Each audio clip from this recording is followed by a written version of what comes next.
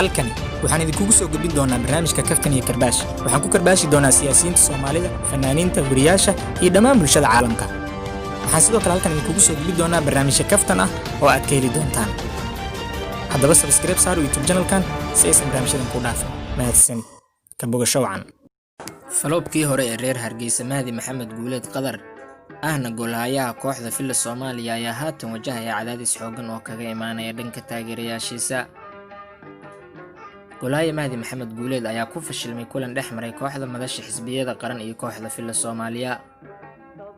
Goolahaya Mahdi ayaa xakameyn waayeen darbooyin culculus oo kaga yimid xidigaha kooxda madasha xisbiyada qaran. Macallin Farmaajo oo kulankan u soo xushay line-upkiisa inuu ku soo bilowdo goolahaya Mahdi Maxamed Guuleed ayaa hadda ka fikiraya inuu kulanka soo socdo ku soo bilaabi doono iyo in kale. Goolahaya Mahdi Guuleed ayaa ku fashilmay kulanka dhex maray kooxda madasha xisbiyada qaran iyo kooxda Filla Soomaaliya isagoo noqday goolahayii abad ugu falobsanaa kubadda cagta.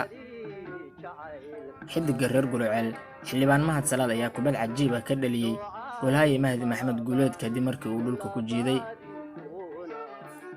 xidigaha kooxda madasha xisbiyada qaran oo dardar waali ah la soo galay garoonka ayaa durbadiiba u sahlanaatay inay si fudud kaga takhalusaan kooxda Filla Soomaaliya.